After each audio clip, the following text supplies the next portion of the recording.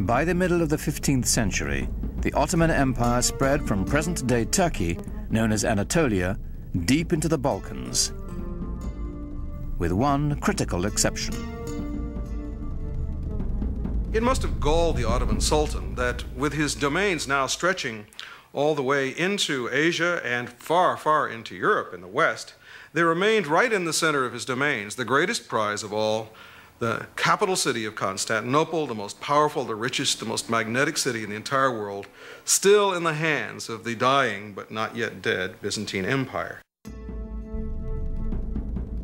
To the Ottomans, Constantinople's strategic and economic importance was considerable.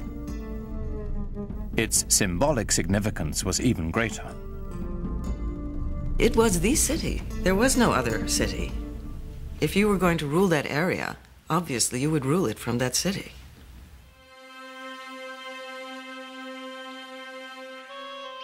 It's said that the goal of laying claim to Constantinople was decreed by Muhammad himself. Every Ottoman ruler since Osman had wanted to seize the city, but it had always remained firmly in Christian hands.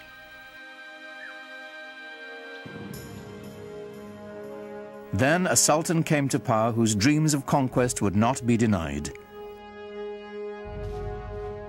History would honor him as Mehmet, the conqueror. When he assumed the sultanate, he was only 12 years old, but he was already well versed in Ottoman politics.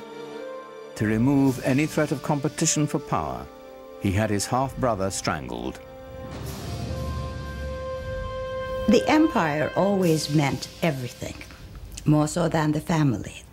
In order to stop the empire from splitting, as had happened to other Turkish dynasties ruling the Islamic world, when a young man became sultan upon the death of his father, all the other brothers had to be eliminated. This prevented segmentation of the empire. It may have been cruel, but it worked for the Ottomans. When on the death of his father, he finally then took over, it meant an enormous change in the policy and direction of the Ottoman Empire, in the direction of a much greater energy. Mehmet immediately set his sights on the one prize as grand as his ambitions. Mehmet had to conquer Constantinople. There was no other choice. Constantinople was sitting like a perfect gem or a perfect fruit waiting to be picked. By the middle of the 15th century, the city was a shadow of its former self. The population had plummeted from 400,000 to a mere 50,000. But a besieging army would still be at a tremendous disadvantage. Constantinople was surrounded on three sides by water and massively fortified. It was encircled by a triple ring of walls nearly 100 feet high and 30 feet thick. And they had already stood for 1,000 years. But Mehmet had an answer for these walls. And part of the military superiority of the Ottomans came from their sophisticated and diverse use of the possibilities of gunpowder. The siege of Constantinople in 1453 under Mehmet the Conqueror saw the first dramatic application of this in the form of huge cannons that had not been seen before, which Mehmet had specially commissioned for the occasion. Earlier cannons had been assembled with strips of forged metal bound with hoops.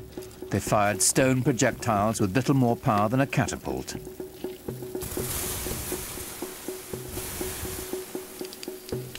A new breed of cannons could be cast of solid bronze and packed with enough gunpowder to propel metal cannonballs with staggering force. But Mehmet was not staking his hopes on cannon alone. The mile-wide channel of the Bosphorus Strait was all that connected the city to the Black Sea. If he could cut it off, Constantinople would be at his mercy.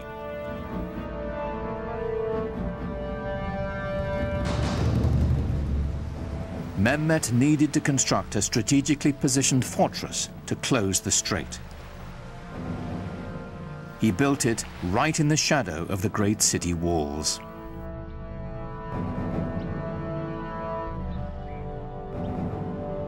It took less than 4 months to build a massive 7-towered citadel called Rumeli Hisar.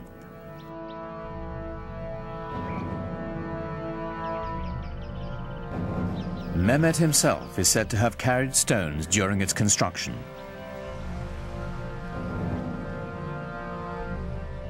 No sooner was it completed than he tightened his noose around the neck of the Bosphorus.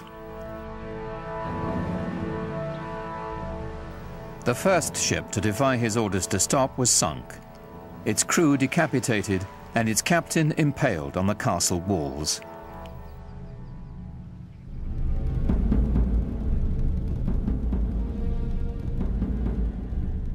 To stop Mehmet's ships from approaching, the Byzantines strung a massive chain across the strait.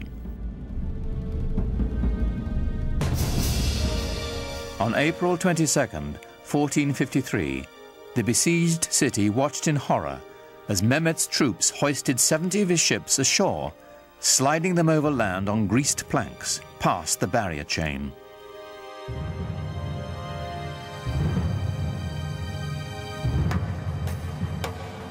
More than 100,000 Ottoman soldiers now stood before the walls of Constantinople, braced for the greatest bombardment the history of warfare had ever known.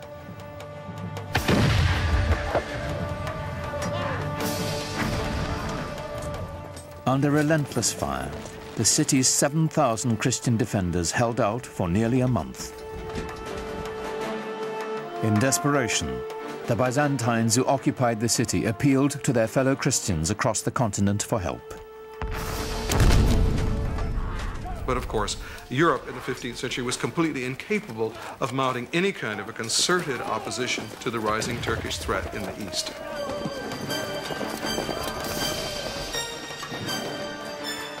At that time, the kings of Europe had military and political problems of their own. Constantinople would have to fend for itself.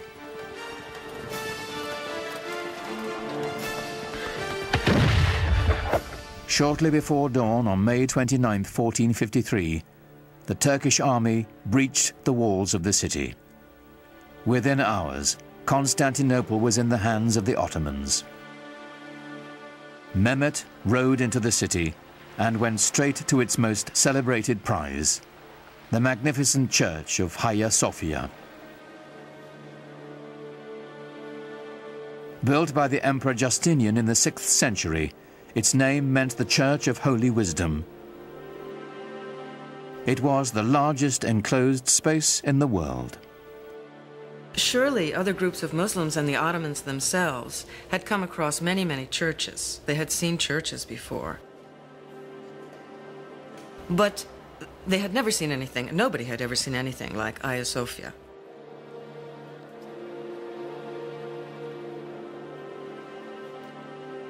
The Hagia Sophia, or Hagia Sophia as it's called in Turkish, was one of the marvels of architecture, marvels of the world. It had the largest and highest dome in history, and it was beautifully embellished with gold mosaics, and the space is incredible. For Mehmet, it was a great booty.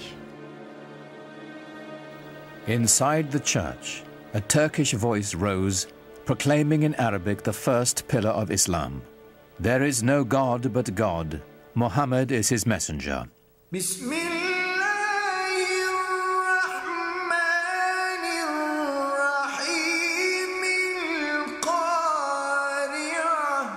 The single greatest church in Christendom was now a mosque.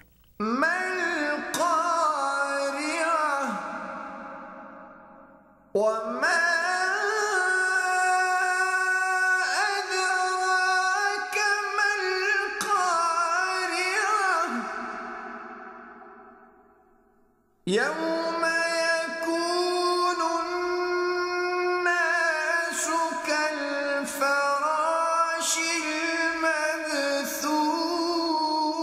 The Hagia Sophia became the inspiration for all Ottoman domed mosques to come. But none would ever match its size and scope, and it belonged to Mehmet the Conqueror.